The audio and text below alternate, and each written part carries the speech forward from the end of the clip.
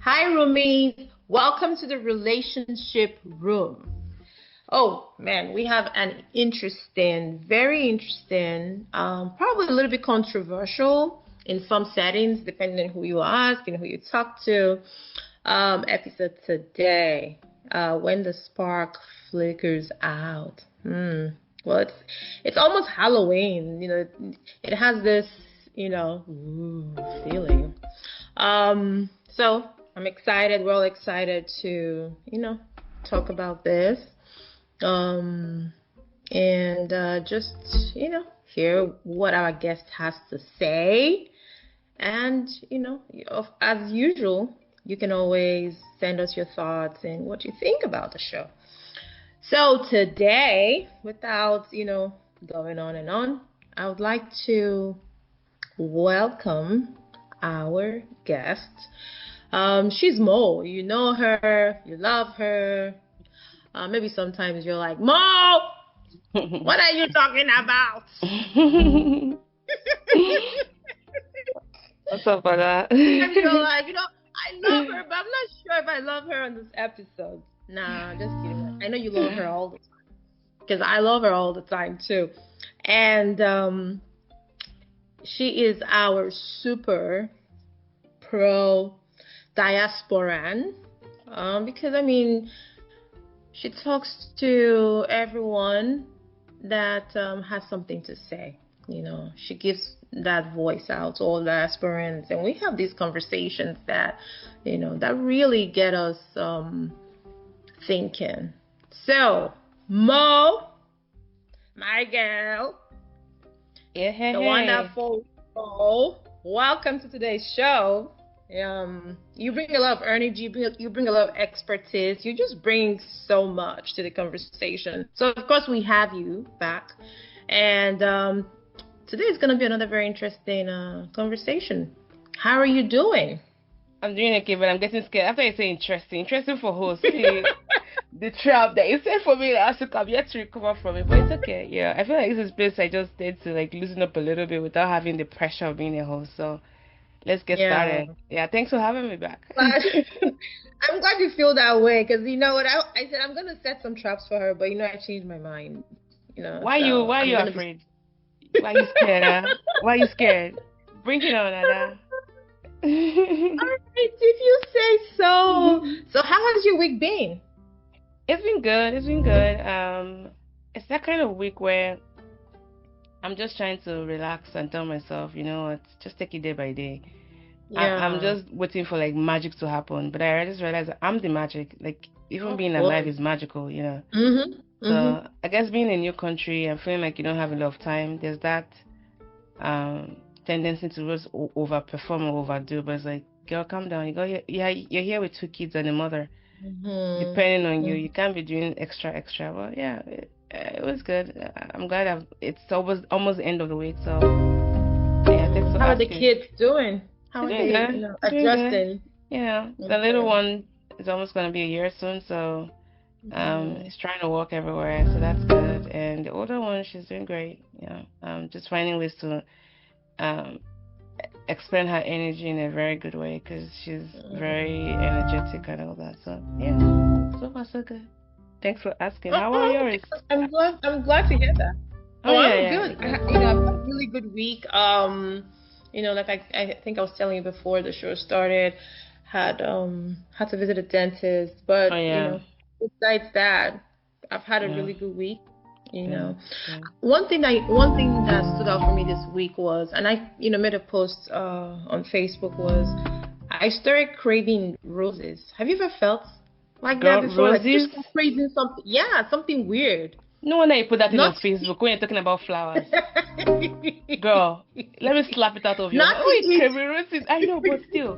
Which Nigerian man is craving roses? Have you been swapped? I'm telling you. My husband knows not to give me roses. Roses for what?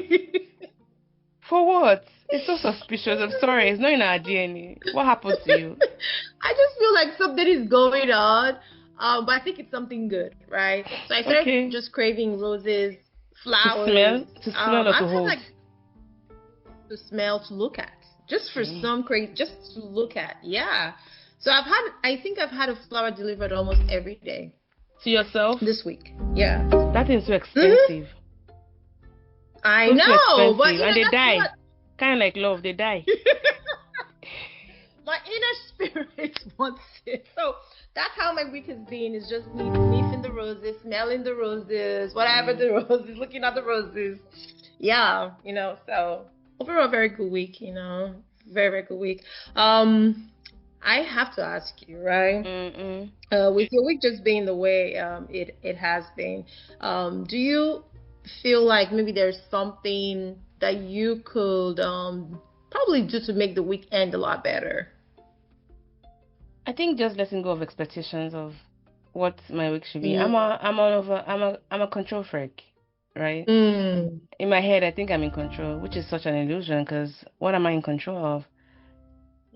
Just letting go of that anxiety to, like, okay, there are two things: expectations, right? And then the anxiety, like, God give me the serenity to accept that I'm not in control and reduce the anxiety around things not looking like the way I want it to be. So I think taking a lot of deep breaths. I've been on the edge this week, and my daughter was even telling me, "Mom, you gotta practice your breathing, relax, take a deep breath," because what I'm already screaming like, "What are you doing?" She had to remind me. So again, it's expectations and then working on reducing my anxieties around things that are not working. Yeah. Great. I mean, I think it's good that you shared that because sometimes we talk about relationships, but then relationships with ourselves. When the day, the week is not going as we want it to go, just learning, maybe some techniques or, to kind of help us go through and come out well. So thanks for sharing that again. Okay. So I know you've been in relationships. Ada, you need to define that. You need to define that. What do you mean by relationship? They think I want serial polygamist. Demola with the E. I know you've been in relationships outside of yourself. Okay. Right? And outside of God, right? The core, of course, core relationships, right? And outside of familiar relationships, right? Give us a little history, your dating history before you got married. What kind of data were you? Because I remember from the last conversation we had, it sounded like you were in control. Maybe you picked people that you wanted to date. Chimo, it's like I walked into this trap. Ada, don't worry. Get a card. I said because I started thinking. I said, "Hold on, does she like line?" And she sees you walking on the street. She's like, "Hey, you boy, come here. I wanna date you." So my dating history is so boring. Like you can't even make any script out of it. You squeeze it, nothing comes out of it. Number one, I never thought I didn't want to get married. Yeah, you said so. Yeah. So, but I grew up like a tomboy. I went to an only girls school. I went through this whole phase of being a tomboy, and I'll say my first real relationship was, like, when I say really, like, emotional attachment, was actually with a girl. So, and then that entanglement, emotionally, by the way, nothing, that entanglement kind of like carried on for quite a while until I met, my first person I ever dated, I married as my husband. Wow. And even then I didn't want to. First time he saw me was like, no, first time when he asked me, I was like, I just want to date you, I want to marry you. I laughed at his face. I'm like, marry who? Like, guy, I'm not the marrying kind. I just didn't think marriage is gonna serve a purpose for me. And I think looking around me, I didn't see a lot of very good examples of women pursuing their dreams and also getting married, which is why I'm very, very vocal about living my life to the fullest and not letting marriage be like a label in my life. I'm some people that, oh, you're married, I didn't know you're married. I'm like, what do married people look like? Well, but I take that as a compliment. I don't want to diminish my life because I'm married to somebody. I always strongly believe that I'm still a person first before I'm a wife, right? So my dating history, I had like, people I liked in between. The time I was on a break, I was on a break, but apparently he didn't get the moment that we were on a break. So I had like guys around me. I always had like guys around me because I was a guy's girl, but nothing sexual happening. That I wasn't that kind of give it up easily like that. Person, yeah. Yeah, but I learned a lot from guys around me, and I was very comfortable talking to guys. So yeah, I don't have like a long list of people that I dated. Yeah. So, and if I have a crush on you, you will not even know. That's another thing. Like you don't speak out or anything. You don't even know. You'll be last person to know I have a crush on you. I either ignore you or just be mean to you, or not I mean, but deny your existence as a whole. Because for me, a crush is I want to see it through, so I don't want to even get to know you. Because maybe you might open your mouth and bad English will come out, or you have mouth body odor, and then you now ruin the whole crush. So you're like picky, yeah. Yes, and I'm drawn to intelligence. I mean, physical body, yeah. If you're cute, fine. But what's in your brain? Can you hold a conversation? So when I go, like the energy, like your energy, the way you converse, the way you carry yourself, your knowledge about the world and everything around you, that to me is a turn on. Which is why, one of the things I had to work on before I got married was emotional attachment. It's not difficult for me to emotionally attach to people. They might not know it, but in my head, I know it's happening, which is why I always try to like put like that barrier. Okay, I think I've said too much, but all in all, I don't have a long dating history of like people I've dated. It's just more of encounters on an intellectual level, but nothing like that romantic level, yeah. Okay. I mean, thanks for sharing that. I mean, looking at you, you're such a pretty, vibrant, woman. Thank you. It would be safe to assume that men were lining up. Girl, no. I think I was intimidating. From what I was hearing later on, yeah, I think I was intimidating. Maybe also the intelligence part of it. I think I was intimidating. I don't know, like. I didn't have. It was later I started hearing from some of like there was this guy in my class in college who was telling me, I actually had a crush, and you never told me about it, because I was just lamenting that I forgot what the video was on Instagram. It's about dating and having crushes, and I said, oh well, I can't relate because I never had. And he replied to my WhatsApp message like, that the guys were having crushes when one was. I was like, really? Wow. And you guys have mentioned it. You know how that would have boosted my confidence? Really? Oh, that's interesting. So let me go back to your husband, right? What about you made him say, okay, this is it? Like you said, he was kind of like, I don't really want to do the whole dating thing. I just want to marry you. So what was it? Was it love at first sight? Girl, you probably need to come on the podcast to ask him. I don't know. The big mouth, maybe. I don't know. Girl, I don't know. That would actually be a good question. I think if I would make some form of educated guess, maybe my intelligence and how kind I was. Oh, he always says that. So, when I met him while we were in college, right? And we went to Idiaraba, which is like the health sciences center campus for the University of Lagos. Yeah. And it was just a smaller campus. Everybody kind of knew each other and all that. And we're part of a fellowship, a Christian fellowship. And what happened then was that if you're writing exams, like medical students, I was in pharmacy school, he was in medical school. Medical students had these comprehensive exams. They call it is it part 2 or part 3? It's a big exam that if you once you write it and pass it, at least you almost like you have a higher confidence level that you graduate. It's a very serious exam. So everyone writing exams in our fellowship, you put your name in a bowl, and then the people that are not writing exams, you pick that person's name and get them food. They call it exam brethren. And I had drawn his name out of the hat, and I had gone. I don't think I made the food, but I bought something and put a note there. All the best in your exams, yada yada yada. He did the exams and came looking for me to say thank you. And when he came, I offered him biscuit and tea. Mm.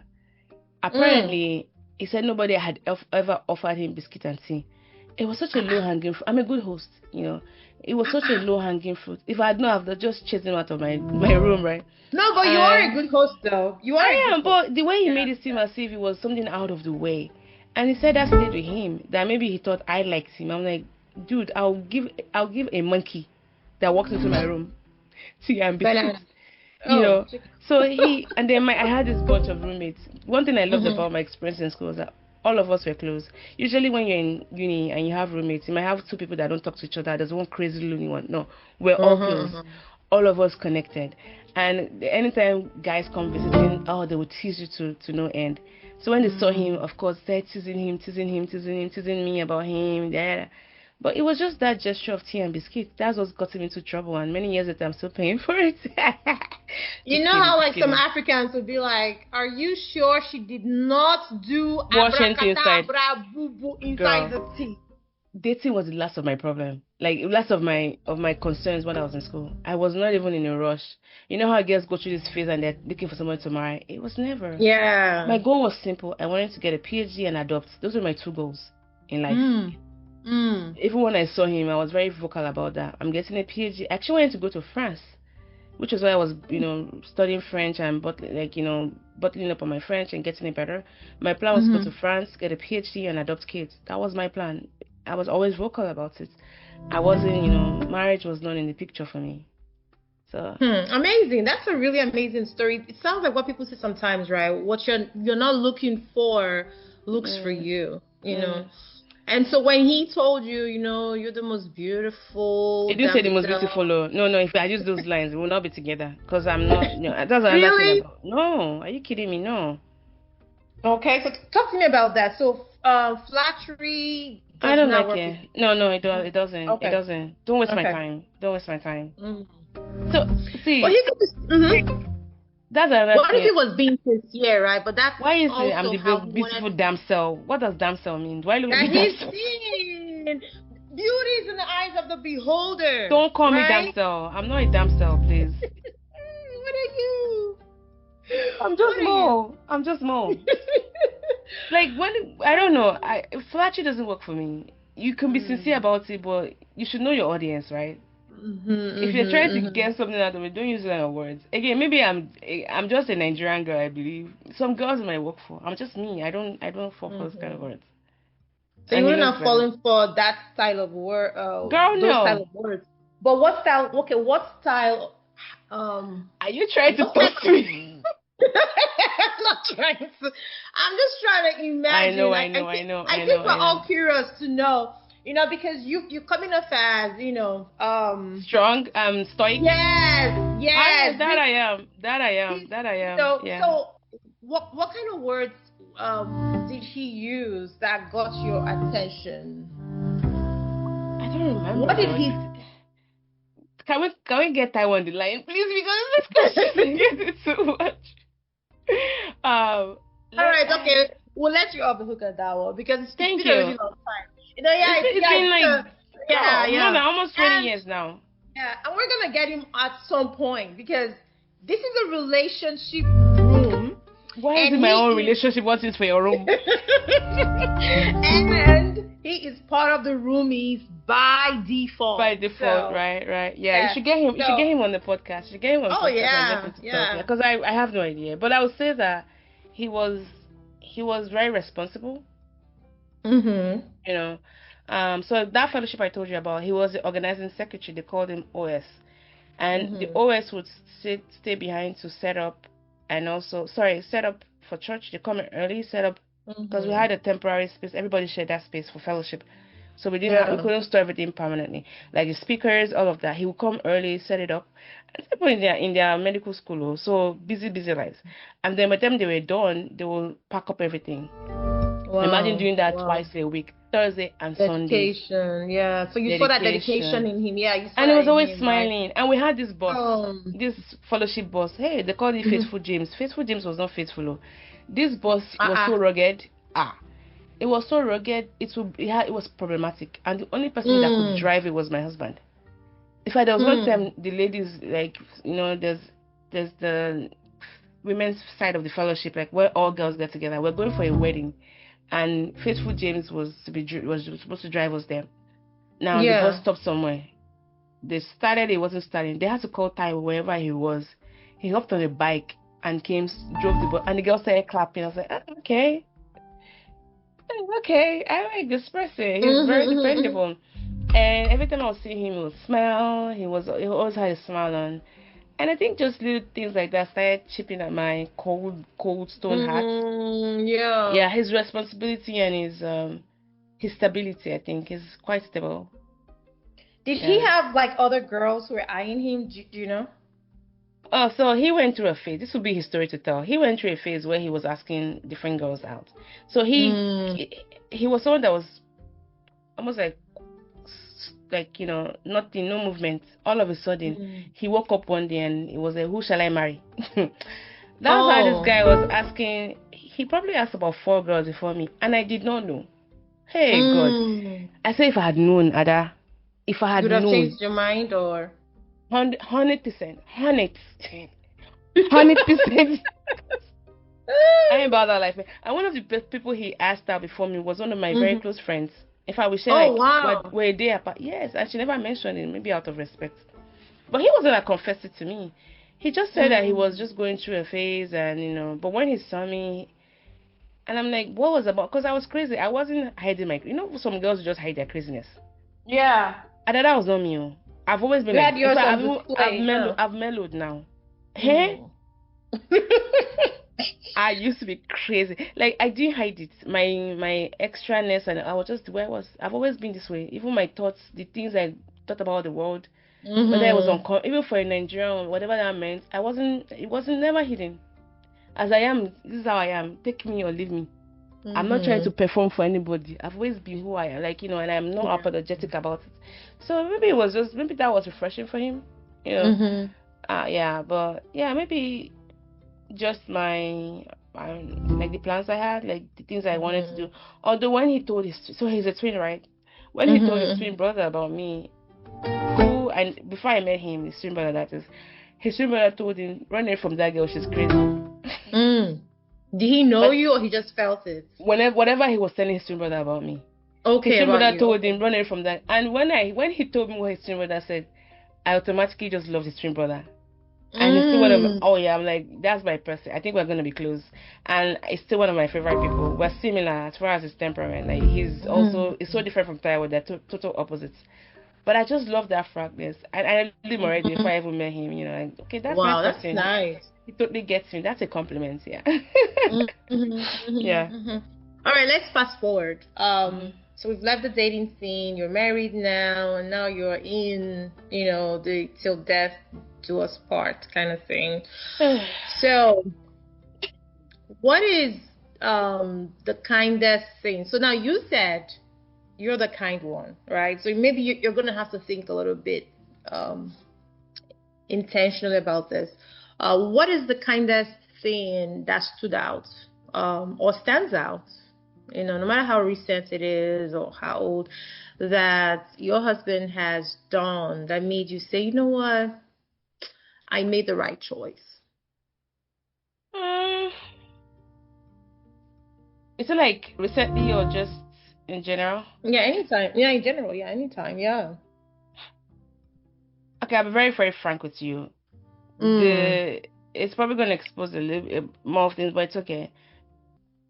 So when I applied for the Fulbright, there was that conversation of, so then we just had a child, right? But we're expecting another one through surrogacy. So because the Fulbright at that time wasn't something it was just an application, and the one I applied for was very competitive. Just 4 to 6 people that they were picking the whole country for that year. So I was like, I'm just gonna give it my best and see if I get it or not. So it was still very speculative and not solid whenever I applied for it.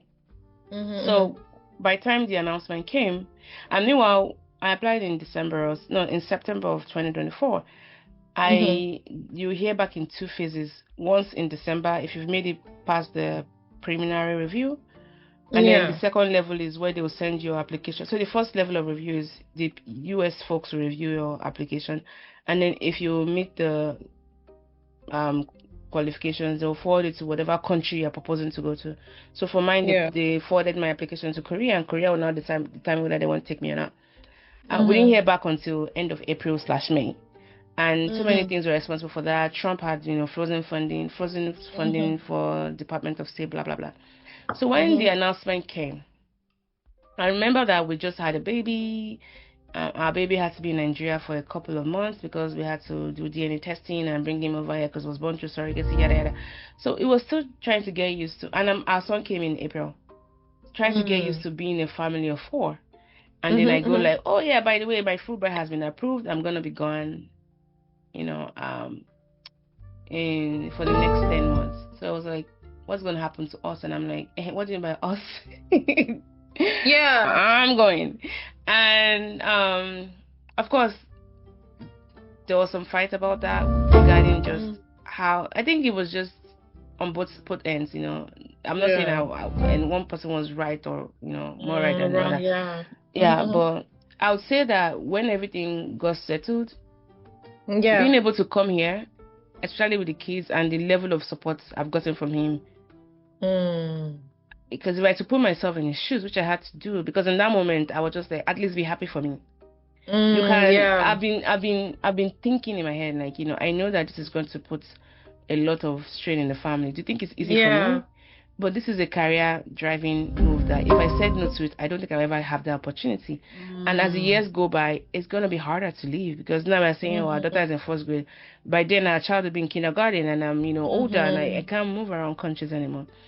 So when I put myself in his shoes and I realized that what a huge sacrifice to have his kids and his wife Yeah. away by himself and all that. So I think that was very kind. And not only did he say, I mean, when I say he said yes, the kind of, well, maybe this is not putting me in his. So wives, cover your ears for this part. Mm. I'm very stubborn. If I want to do something, I'll do it. You know. Mhm. I think we already Um. know. Mhm. Okay. Good. So. So, Thanks for the so when I disclaimer. said, when I said, when I said, yeah, boys, don't be like me, okay? Be gentle, be demure. When I said that he allowed, so know what that means. Because if I want to do something, I'ma Yeah. do it. But so the way his schedule is, he works as a physician. Yeah, he does 2 weeks on, 2 weeks off. Now, because Mhm. of us, right? And if he's coming to Mhm. Korea, the flight ticket is one thing, but the length of time is gonna. He can't just come for a week and go. It's too short. Because of us, my Yeah. husband has been doing crazy schedules, like 4 weeks on, and by the time they did their schedule from the beginning of the year. So by the end of the year, Mhm. everybody knows when they're working. He's had to be Yeah. trading, and because they didn't want to shift everyone from the roster, he had to Mhm. trade with his colleagues. Say, hey, can I do this your shift so I can get 4 weeks off? And guess what they're Mm. giving him? They're giving him their grave night, graveyard shift. The Mm. 5 p.m. to 1 a.m. The shift nobody likes. Mm. So he's been Yeah. working. He's been working. When I think about that, I'm like, wow, what a Wow. sacrifice. So that's Yeah. kind. And even That's coming to kind of. Korea, he stayed a week extra. He had to give up some shifts, which means you're losing money. To help us Mhm. stay and settle down, we had to find housing. For the whole week, he was taking care of the two kids because I was just in a mental freeze, sleeping and just Mm. trying to catch myself because I know that whenever he was gone, I'll be by myself. So he took on so many things, and I just want to say thank him very much, and yeah, very kind of him to do. Yeah. Oh, wow. That's very inspirational. Wow. Husbands, you're listening to this. Take note. Print out some of the things you've heard today and paste it somewhere. You know, future guide on how to be kind to your wife. Even if you don't agree with, you know, her decisions, you're not in complete agreement, you still, have that ability to show kindness. And you can hear from the way Mo's talking about him. She has this warm, fuzzy, oh, my Stop husband that. is That so don't get don't give them ideas now.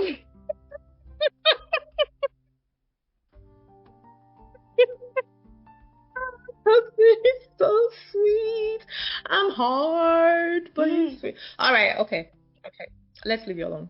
All right, next. question that I have is this, right?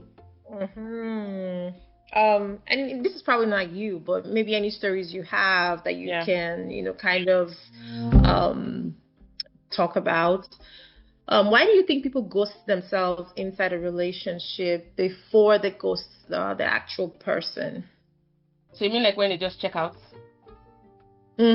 Yeah. Is this? Do you think do you think this is like common to women or men? Are we looking at it by gender or I think maybe just personality, because sometimes it's hard. I do know they say that statistically men can check out and still stay in a relationship for as long as they need to, but women not so much. Have you heard that too?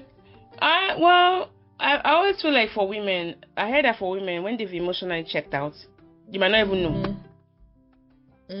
But the moment they might stay longer in that relationship, but they already checked out. But the moment they will not leave, they might leave because maybe somebody dropped a dirty spoon in the sink, and the guy goes there, because I didn't clean up that sink, and she left. But I think we ghost ourselves first, because living doesn't start with the door closing. It starts when we disconnect from our own voice, right? Yes. The emotional checkout happens long before we physically leave. And I think because we want to also prove ourselves wrong, almost like we want to prove ourselves wrong, like maybe, and we also don't want to confront the pain of disappointing, someone. And we fear the consequence of honesty, like, what if I'm wrong? What if I hurt them, right? And don't get me wrong, societal pressure as well. Nobody wants to deal with following them. Divorce is so hard on women. No matter how we want to cloak it, right? It's so hard on women. And if you have kids involved, so it's not quite an easy decision. Which is why it's like, let me just stay. Maybe you stay, you be time to build together. And in most marriages, we've talked about this financial issue. Some women financially recovering after a divorce is not easy. It's not easy, which is why we always tell women, leave. Why are you gonna pick up their slab and pick up after them and help them financially? It's not easy for people to just pack up and leave. So that checkout feels like almost like, at least let me disconnect, so I know that I'm not hurting myself more while I'm still trying to gather myself out of this relationship. That's why I think people do it. So you brought up some very interesting points. Is it possible that people, even when they're checked out, still stay in for one, financial gain? But the real question I really wanted to ask was, what if it's a personality thing? Maybe they haven't really connected with themselves. They don't even know how to express whatever they were feeling that led to the checkouts. I think some people are very introverted, and some people carry on guilt a lot. Some people, you do something to them and they're like 20 years ago and they still remember every detail, and they're not even aware that subconsciously that they're starting to separate. What do you think about that? I want to say, yeah, everything is right. Everything you're saying is right. Everything is possible, right? It could be personality type, it could be voice type, it could be upbringing type, it could be so many reasons, right? I won't say there's one way, and some things can also be very complex. Perhaps it could also be you going through your internal shifts to be sure that so like I know for some women, whenever you're having your monthly cycle, that's when you're everything is sensitive, and then you go off that cycle, whatever that might look like, and you're like, okay, maybe it's not as bad as I'm thinking. So, and again, some of these issues can be time dependent, right? Yes. You need more data points to build that graph of regression that, okay, this person is not changing, it's not getting any better, right? So, and I feel like also upbringing might also play a role. And then religion, I think. Definitely. My head, like some people cannot really, or have a hard time, right, deciphering what is scripturally correct.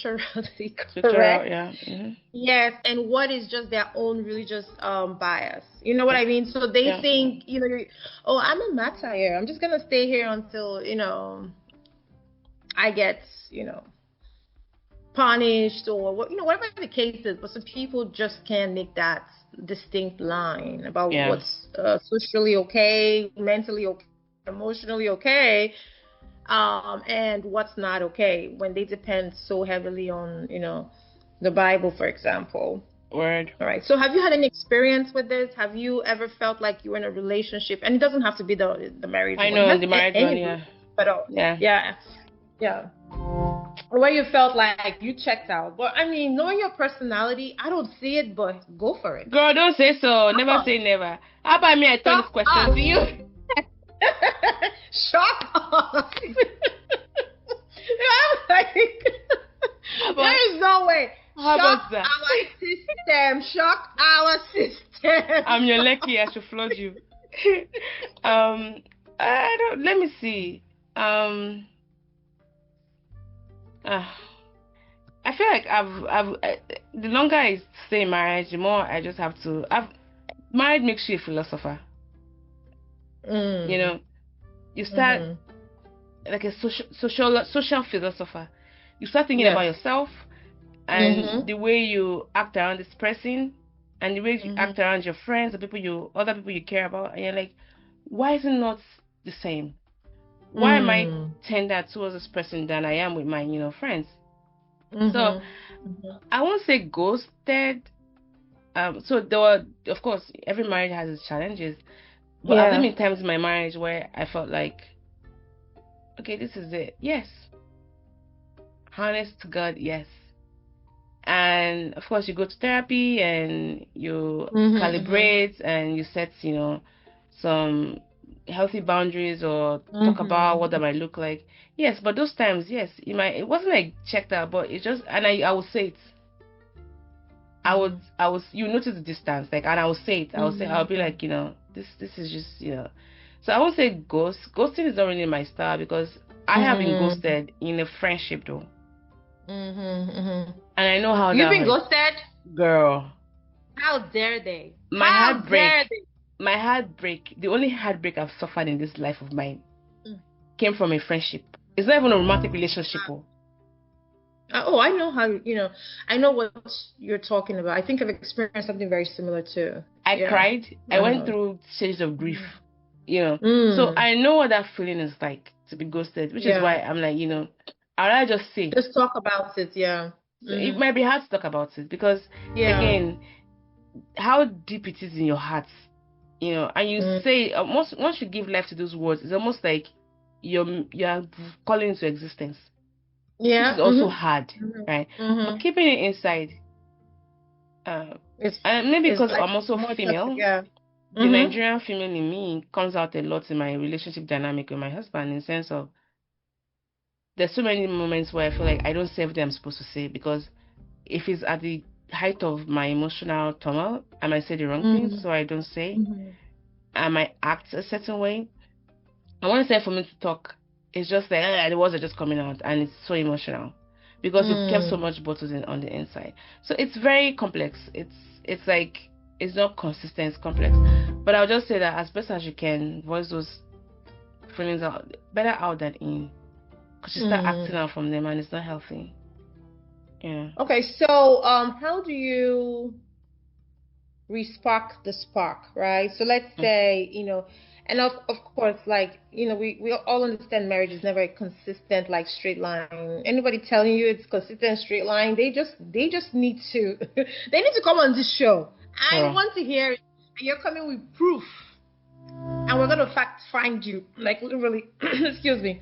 So how do you respark the spark, right? So anytime you're feeling like, okay, there's a little bit of distance, I'm not feeling it and all that stuff, what do you do to say, you know what, I still love you. Maybe I just don't like you very much right now, but I love you. So what do you do? Do you cook extra meals? Do you take him out? Oh, have sex. Okay. All right, talk to us about that. Crazy. So So do you? Okay, hold on. Set the stage. Moving on. No, hold on. Do you go buy sexy lingerie? Do you buy candles? What do you do? Like, how do you set the mood? Not the details of the, you know, the thing, no. But follow me on OnlyFans. Guys, disclaimer, she's joking. Am I? Disclaimer. In this economy, you need a 5 to 9 with a 9 to 5. Never say never. Disclaimer, she's joking. I mean, I'm just giving you tips. People say, you know, if your relationship is, you know, can do sex or people say do sex. I sound like those mama Jews. Yeah. Splurge in some lingerie, have some good sex. Maybe just go on a date now. So one thing Tao and I were trying to do, but girl, it's been so difficult. And I'll give him credit for this one because it's been more consistent than I have been. Is having date nights. Okay. You know? Okay. We used to love watching movies together, but ever since they've been shooting at movie theaters, I have developed a phobia of going to the movie theaters. I don't know. Oh no. Yeah, ever since they've been having a lot of those mass shootings. Because I used to, when we were in Austin, my goodness, we would just go and watch like 4 movies back to back. Come back home like 2 a.m. in the morning. Yes, that was our thing before we had kids, when we were still newlyweds. Watching movies. So we do that and then go to restaurants, eat, try to talk. Also go on vacations. We go on vacations a lot. And and then play pickleball together. Yeah, I see some of your vacation pictures. I'm like, look at the lovebirds. Yeah, we do vacation together. Yeah, I see, you know, some of your pictures together. And stuff, you know. Yeah. All right, so thanks for sharing that. I mean, I think we, you know, she just shared some really good answer for you in case you feel like the spark in your relationship has gone. I can throw in a few other things, maybe music, go learn, you know, pole dancing. You can learn chair dancing. Pole dancing at this age. One wrong move, you're like crack. I try to take a pole dancing class. Do you have a pole in your house? It looks good, but I won't tell you. I won't lie to you. It looks really good. I went to an actual class. Damn. Yeah. I think let's just say that I don't have the stamina for that. And then I tried a dance, a chair dance, like a chair lap dance. Oh yeah. Yeah. You know, I'm very adventurous when it comes to, I think if I think of something, I always try it out. So I tried the chair one. The only thing though is I felt ridiculous doing it, so I just kind of like, maybe this is enough. Do it again. Don't be, yeah. I felt ridiculous. Yeah, but I mean, we've shared some ideas with you guys on what you can do if you feel like the spark is down. Of course, you know, there's also the religious aspect. There's also the therapy, which, you know, Mo brought up. There's a, you know, so this is just the physical part. So don't just run off and say, oh, I heard on that podcast or that, all I have to do. No. There are several different angles to this, and you just have to figure out what works for you. All right. So you said a lot more. I'm having so much fun with this. Are you having fun? Me too. Yeah, well, of course you'll be having fun. Look at how you just throw me under the bus and backed up 4 times. But wait, I have a question for you, though. If you're I'm curious to know. Go ahead. If you're able to talk about it, that is. So, one thing I'm noticing is that for women who have checked out, right? They check out, like you asked me earlier in the conversation, you've checked out before the actual checkout. Like for you, if you could go back in time and that's if you're comfortable talking about it, like what would you say were some of the signs that this marriage wasn't going to work? Well, for me, it was a little bit different because, first of all, he was already doing some things that were not okay, right? So, yeah, they were just not okay. So, like being on several sides, you know, Okay. it wasn't like yeah. And then of course we had domestic issues, all kinds. So those things already, I was already checking out, which is why when he was deployed to Europe, I did not go. I was like, nah, I don't feel safe. So for me, I would say I started realizing that when I didn't feel safe, I had so many thoughts. I was like, man, I could go to Europe and, Not maybe come some of them back were home. extreme. Yeah, maybe they were extreme. Of course, you're talking about what? You're talking about over 15, almost 16 years, right? So in retrospect, I sometimes say, you know what, maybe I was overthinking it, but at the time, I didn't feel safe. I didn't feel Okay. physically safe. I And didn't feel emotional too. emotionally safe. Yes, and I didn't feel spiritually safe around this person. Wow. Wow. Yes. So would you say he So changed a lot during the wedding? After, like, how long were you guys married for? very short, because when we got married, he was still outside the country. So we're probably like 8 months or more or so. What? And yeah, away from each other, right? So let's say we got married today, and then the next week he was gone. He went back to his base. So by the time he came back, was probably another 8 months or so. I might be a little bit fuzzy on the timeline, but then he came back, and then we were not physically together that long, and then he had to now deploy. We had to move to a different base. We were there maybe a year, and then he had to go to Europe. Yeah. So it was short, actually. If you look at the movement and the constant distance, because of the military, which is probably a good thing, which is probably a good thing, because there was already a lot of problems, even though we're not together. So thinking about if we lived together and we were together, there might have been a lot more problems. Wow. Yeah. Sorry to hear. So I think no, there's nothing sorry about it, So I think for some people, just if they start doing something wrong, if they start doing something wrong and you're telling them, hey, this is not right. And I think I've noticed that sometimes, right, maybe our own moral compasses differ, right? And the way we approach issues. Some people will tell you over and over again, you're messing up. I don't like this.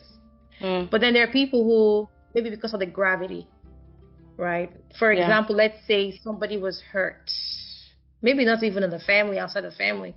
Your respect for that person goes down. There's nothing to say, like, I told you, do you get what I mean? Let's say the spouse or whatever went out there and stole a car.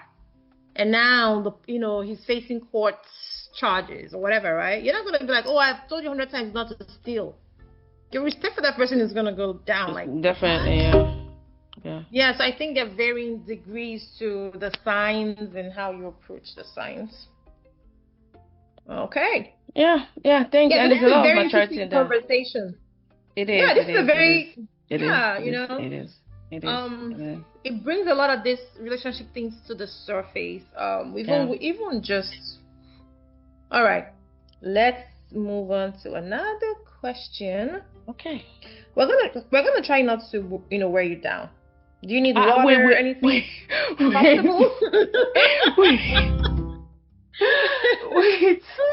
When did I become a sacrificial lamb? I'm not understanding this part though. Okay. Do you need something to drink? Do you need to put your feet up? My feet is permanently up. My feet is permanently up. Okay. Now let's come back in. Okay, so I've been hearing lately about people who stay back because of the costs that they acquired in a relationship, right? And so again, like I said, this doesn't really have to be specific to marriage. It could be even friendships, where you feel like you've put in a lot. All right. You know what? Let's drive this a little bit. Can we? Sure. Yeah, sure.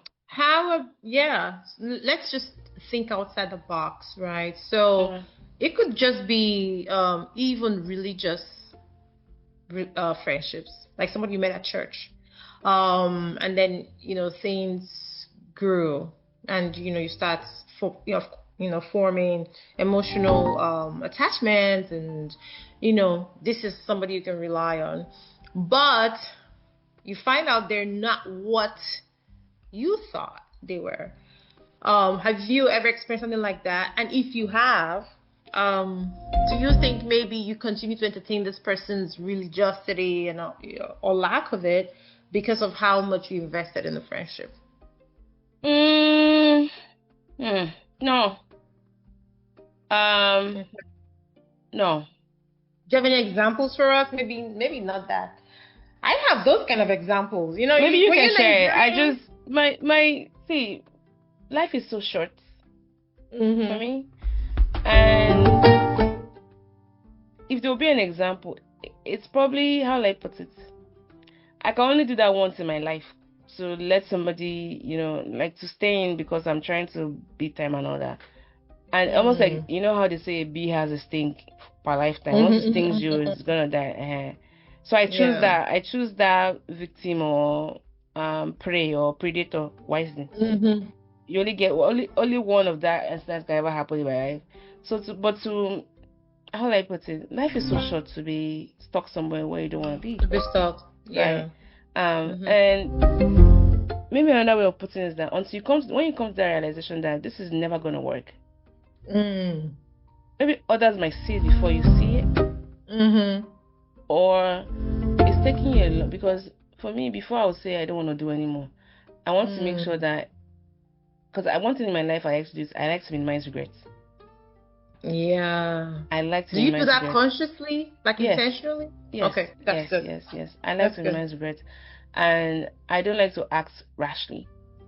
So if I'm walking out of something, that I have counted the cost and I've damned the consequence, right? And so I've thought about it deeply. I've looked at the parties involved, like what's gonna go. And I never do things because people are saying what people say. I've never been that kind of person. I have never been that kind of, like, my family members know me. You can't say culturally. I will question it. Which culture? Which culture are you talking about? You're brave, I think. Maybe it's stubborn or brave, but I'm not one to like do things because everybody's saying to do it or what do people say. Everybody else is doing it. Yeah. But if you hear that I'm walking out of something or I'm no longer doing something, trust me, I have thought about it. I'm aware of the hurts and the pain it will cause me, cause that person, cause everyone involved. But walking away was the best decision. Now, you might never know the reason why. Because if I don't owe you an explanation, you're never going to know the reason. But if I'm walking away, I'm walking away. Yeah. That's me. Okay. I feel like life is so short to anchor your happiness on somebody. Like, are you kidding me? I'm not, I don't like, okay, being a wife, being a professor, all those type of titles and labels I have, they are not labels for me. Yeah. I don't lord them around like, oh, I'm Mrs., I'm Doctor. No. I don't. At the end of it, I'm still a person. Yeah. I still have my fears. I still have my goals. So look at me as a person like you. Yeah. Yeah. If I lose my marriage today, I lose my titles tomorrow, I still want to be me. I still want to strive for happiness. Like, these are things that could come and go, My mission on earth is more important. What's my mission on earth, right? It's more important than my labels. My labels help me. Don't get me wrong. They help me. There's some rooms I won't enter. I'm not able to talk if I'm not married or if I don't have my degrees and all that. I acknowledge the privilege that comes with that.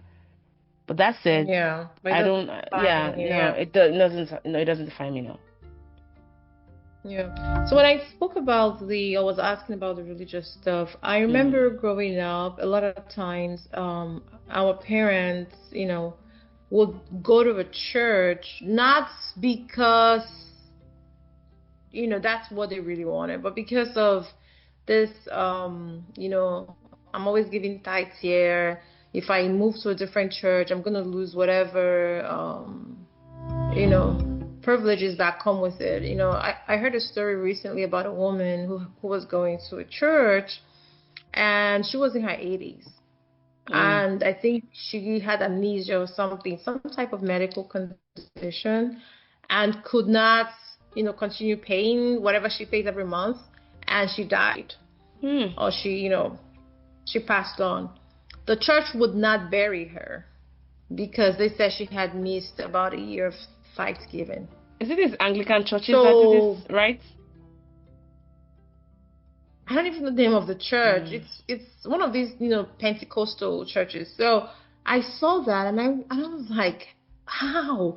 And her children were saying, you see, this is why people stay till they die, because they have this level of, they have invested so much. Where do I go and then start all over again? And I go there and, but I'm not getting the benefits that, well, I'm going to lose my benefits, right?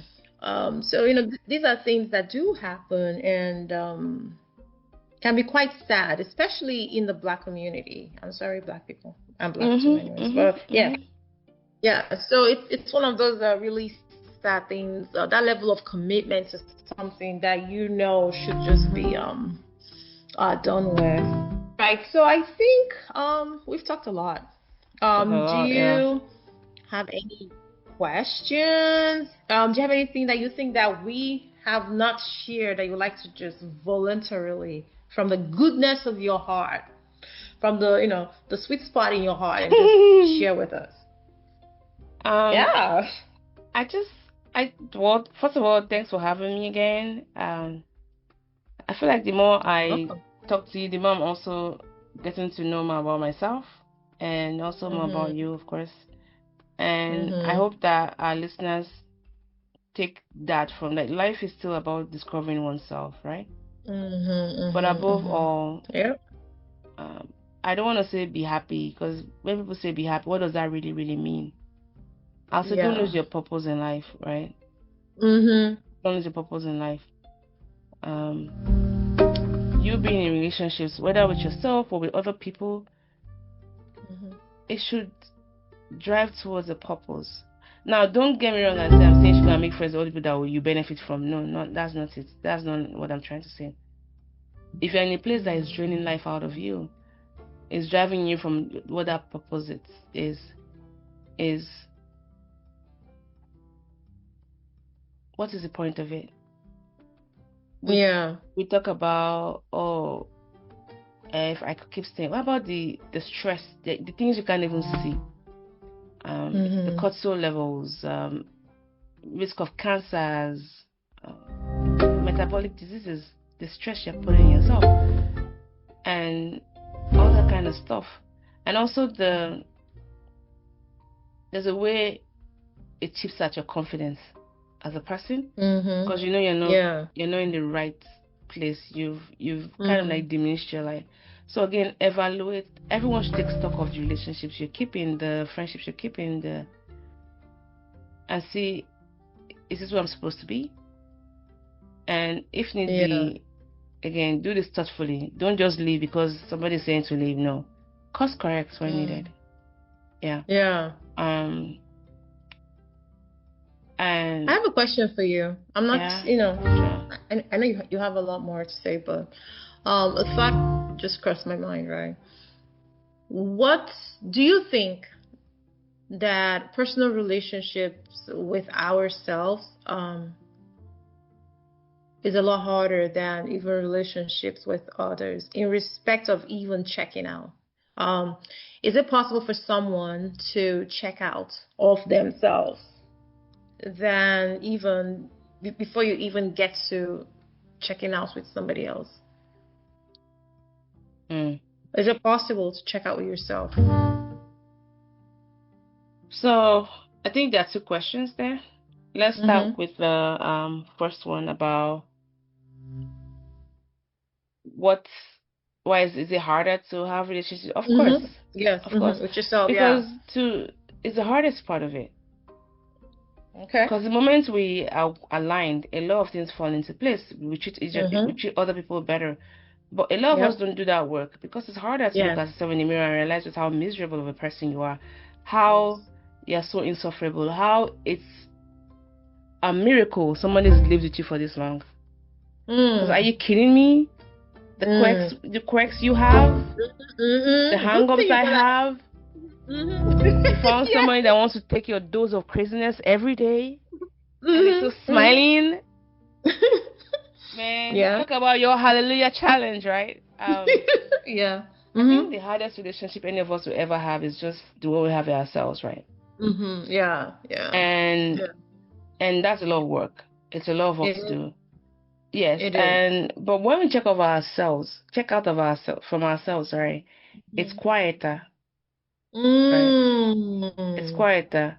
We numb the pain. You ignore the intuition. You stay busy because you don't want to feel. You avoid being quiet by yourself. And it's so uncomfortable. So sometimes we don't leave relationships. We leave ourselves inside of them. So I think it's possible to ghost ourselves, right? You stop asking, what do I want? Yes. And you start asking, what will keep the peace? What will keep this person? Why do I need? Who do I need to be so they stay? But the danger is that when we disconnect from our needs long enough, you reduce yourself to a unit, like you are made for this other person. That's your purpose in life. And I don't care what anybody says. This is a hill I would die on. My goal in life is not to be somebody's compensation. I was made for you, but I wasn't made for all of you. Okay, explain that. What does that mean? I'm on a track on life. You're on a track on life. Our track meets. Yeah. Okay.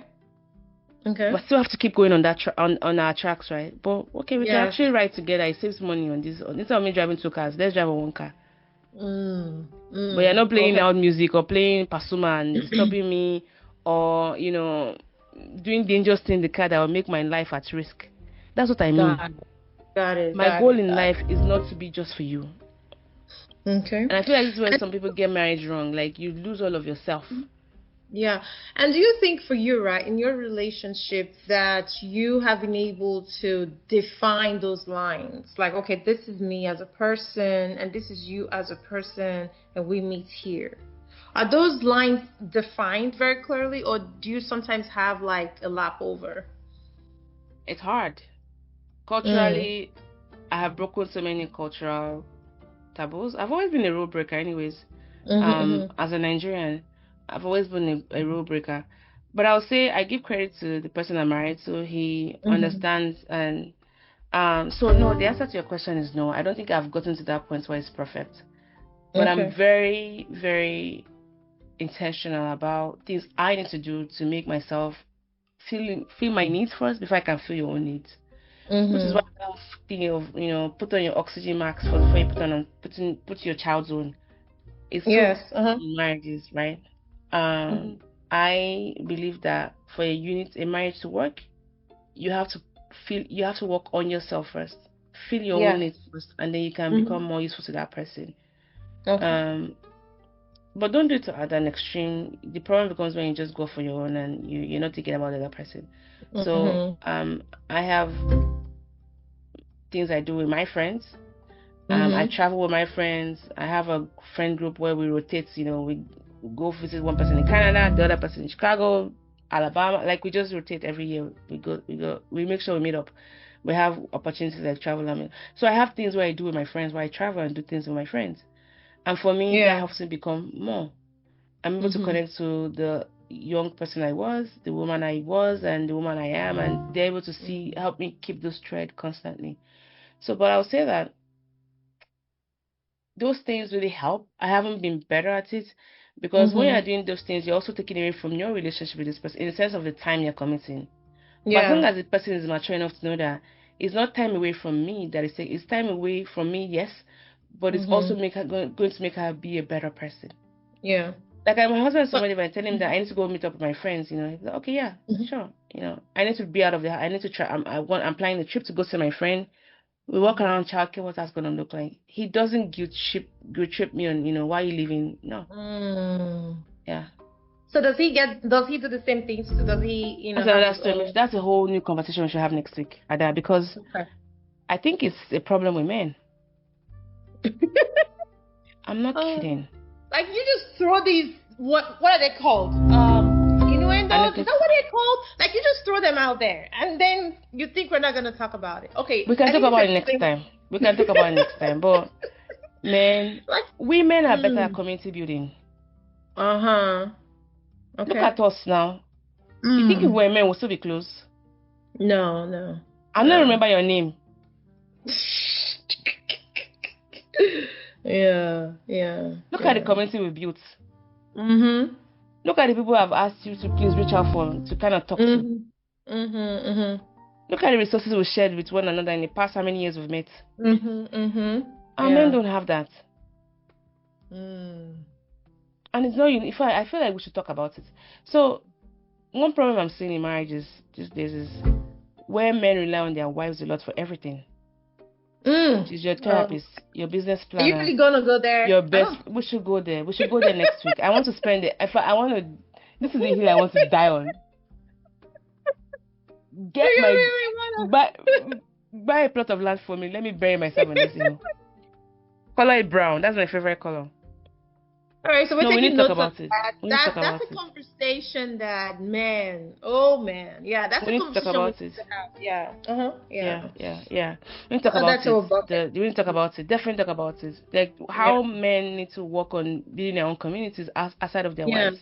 Yes. Because if it's not well checked, it's exhausting for the wives. And I've heard so many. I can bring a lot of examples for you because in my WhatsApp groups, they complain a lot about it. Like, and it almost like you're turning your wife into your mom and some more. How can we help our men build and sustain their relationships? Not just building, but sustaining it. Sustaining so long term, their own, yes, they can have their own thing. And there's some things you can talk to your friends about. I'm not saying you should hide things from your wife. But some things that your guy friends are better suited from than your wife. Yes. I actually agree with that. Because I've realized that when a man sees you as his only friend, you are in trouble. And I've heard so many women talk to, like my friends, they say the same thing. Oh, my husband is an introvert. He doesn't go anywhere. My husband doesn't talk to anybody. Only me he talks to. And I'm like, please don't. Avoid me. God on when? The God that did it for you should avoid me. No. I mean, women are so powerful when it comes to that. Yeah. So powerful. Yeah. So I have been very intentional with my husband. You know, telling him that, hey, you need to call this person. I'll be reminding him, you just made this friend. Have you followed up? But I said, call him. Why not just go have coffee with this person? Yeah. So now he's doing catch up with this person. I'm like, this is your friend. When else you guys hang out? Go and hang out now with him. I had a friend of mine that was telling me that her husband doesn't have any friends. I think he got into some type of problems or whatever recently, a few days ago. And I said, you know what? Just ask him to call his friends. I mean, this is a guy who is highly placed in society. I'm like, have him call his friends. And she said, which friend? And I'm like, your husband doesn't have friends. She's like, no single friend. Just like what you're saying. Like, she literally has to put on calendar. Go talk to this person. She sometimes has to dial the number. And she's like, hey, your friend is on the phone. And he's like, who? My husband is a twin. Do you know what twin means? Somebody that you're obligated to talk to for those who like, you came out of your mother's hoo-ha together. Do you know how many times I have to remind him, have you called your twin brother these days? Why not checking on him? Yeah. Why not calling him? I heard from your twin brother. I say he hasn't heard from me anymore. Now he's getting better with it. You know, I just realized that there was a strain factor in our relationship where it was just exhausting, being everything. And he didn't say it that way because as a woman, you have so much. You're just giving. Yes. Yeah, just emotionally burnt out. You're emotionally burnt out. So I think that for marriages as well, you know, wives can model what community looks like. Yeah. Men need to build their own circles of emotional safety. True. You know, create your space. Create your space. Create your space. Yeah. Women, we talk about so many, and I see this a lot, even because I do work in cancer, right? Like when men are there, some don't even tell their wives for the longest time. They might not even tell their friends. I have one of my patients that he had cancer, and his brother had cancer. They didn't know. They didn't tell each other about it. They were seeing the same doctor in the same hospital. In fact, it was when they went for a cookout that the mother just mentioned it casually. Then I looked at both of them. Both of them looked at themselves like, "Oh, I didn't know you had." Said me, I didn't even know you had. They were diagnosed almost around the same time. They were using the same hospital, the same physician. You know. Wow. Yeah. Wow. I mean, that emotional part of it, like men, they need that, because it gets tiring for women, and women are not able to express just the stress. Mm-hmm. We need to bring more men to the show, because I think we need to hear, why. We need to hear what's going on, and why it's like this and all that stuff. Because even I think maybe the men checked out a long time ago, even before getting married, and just didn't know any better. So when you check out with yourself, or maybe it's based on your upbringing, the expectations of the society. Yeah, and it's not easy for men, because they carry so much load. Don't get me wrong. Are you kidding me? The load they carry, maybe there's not enough time, but I say that time you're spending to create your own emotional circles, you feel it back in other ways. It's so helpful. It's so helpful. Yeah. And there's this pandemic of loneliness. I think was it New York Times? Like going to the gym and all that stuff. Exactly. But take it beyond it. My husband would tell me I have friends. I'm like, name them. The friends is naming are the people that he plays pickleball with. I said, when have you been to that person's house? So after take away that pickleball court, do you even know their last name? How many kids do they have? How old are the kids? You don't know anything. You don't know anything about this person. Your friendship is just on the court. So it's making them think about my talk about on this show. Yes, we have a lot to talk about. Like, there's a lot to talk about. The thing with relationships, the pandemic of lonely men. Yeah.